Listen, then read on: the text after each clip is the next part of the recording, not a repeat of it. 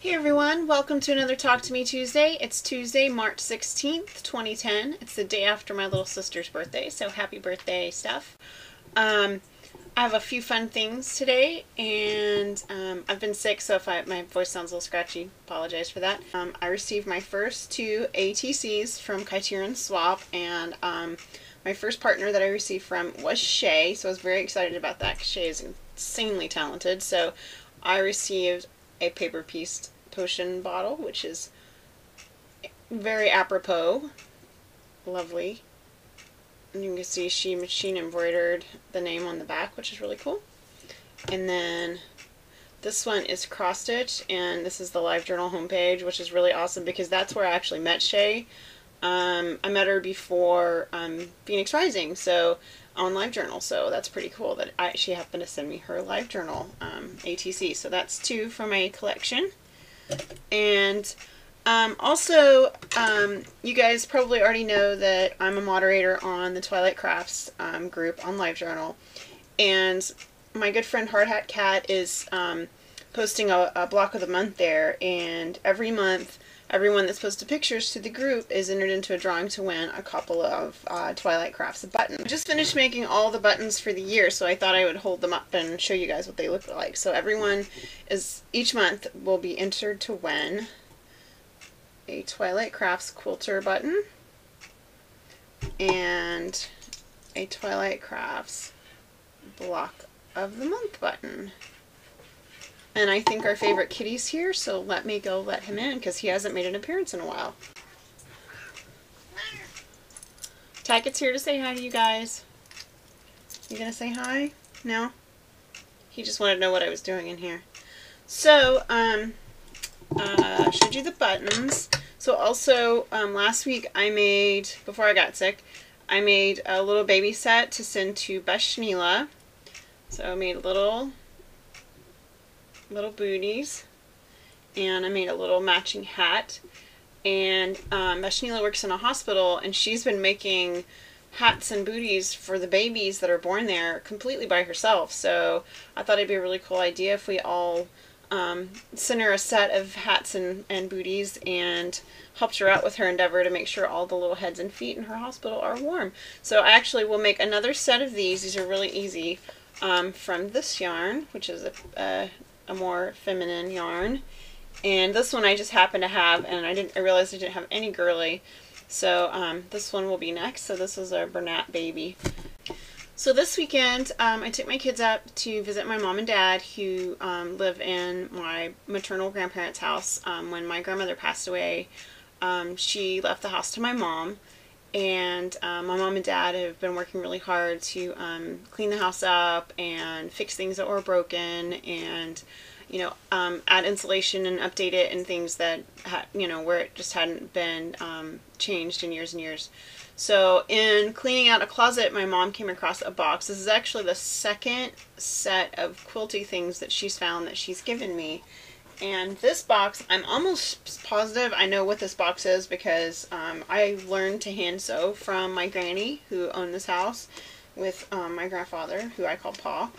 And my mom brought out this old J.C. Penney box, the shoe box, see, pennies, and it's full of 9 patches that are made out of flour sacks and probably what's old shirts and maybe old clothes. And let me pull all of it out so you can see. See, there's a whole bunch here. Some of it's already been pieced together in rows, and those have been put together. And it's all hand stitched. Well, it actually isn't all hand stitched. Part of it's hand stitched, part of it's machine stitched, and it looks like it's been sewn by a multitude of different people. And my guess is that it probably has, because my grandmother kept all her scraps, and when I was little, if it was dark or if it was bad weather or whatever, she would get out the fabric and her spool of thread, which I actually inherited. I need to go get that spool of thread so I can see you, so I will be right back and I'll show you the spool of thread. After my grandmother passed away, I inherited her sewing basket, and my grandmother taught me how to hand sew. This is a box that one of my aunts gave my grandmother, my Aunt Colleen, who I adore, and who now lives next door to my parents. And inside of this is her smaller sewing box, which actually has, I kind of consolidated everything because it was all spread out, but it's got all kinds of things. It's got old spools of thread with needles still stuck in it, buttons that still have bits of shirt fabric attached to them, old zippers, old keys, anything my grandmother thought she might need for something is in there. And this is the spool of thread that my grandmother always had. This is what she gave the kids to sew with, and almost all of the thread used on these blocks are this. It's like an industrial strength. It almost feels like dental floss. It's really heavy duty. But anyway, my mom gave me this when my grandmother passed away because I have very fond memories of this spool of thread, because this is the spool of thread that my grandmother would pull out whenever she wanted to give the kids some busy work. So I wanted to show you some of the backs of these because they're all different. So like this one has little stitches. They're pretty spaced apart. You know, some of these were probably stitched by 4-year-olds. Some of them were stitched by older kids. And so here's the front of this little 9 patch. And this one has, I mean, you can see this was probably pieced by a really small child because you can see that the stitches are really, really long, but it's actually not done that poorly considering it was probably done by a little bitty kid.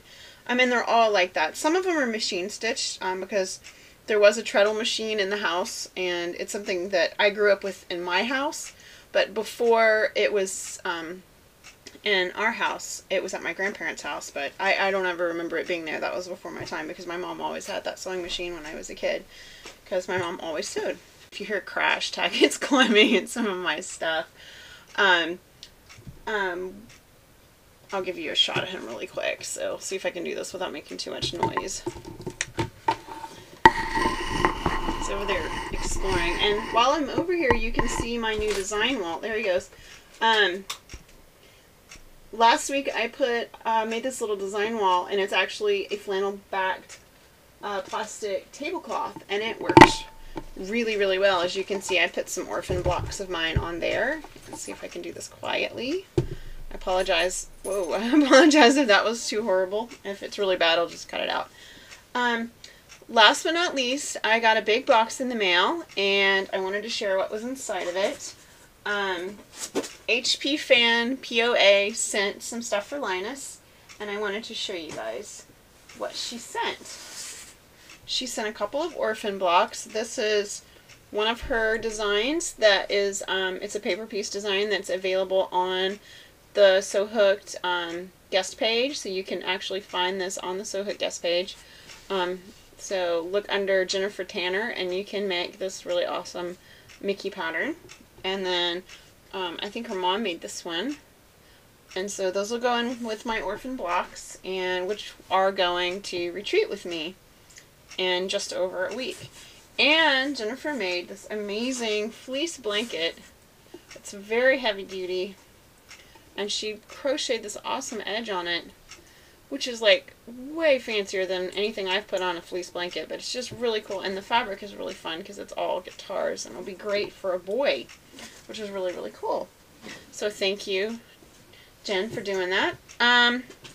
I think that's it. I feel a little spacey today because, like I said, I was sick over the weekend. It was great Saturday, and then Sunday night, in the middle of the night, I woke up feeling really terrible, and then I was sick all day Sunday and kind of shaky yesterday. I'm starting to feel a little bit normal. I was really hoping to garden this week, but it's pouring down rain today, so it's probably just as well that I take another day break. So that's going to be it. There's one more Talk to Me Tuesday before I go on retreat, and then I will probably have a month's worth of show and tell after that. So I will talk to you guys next week. Bye!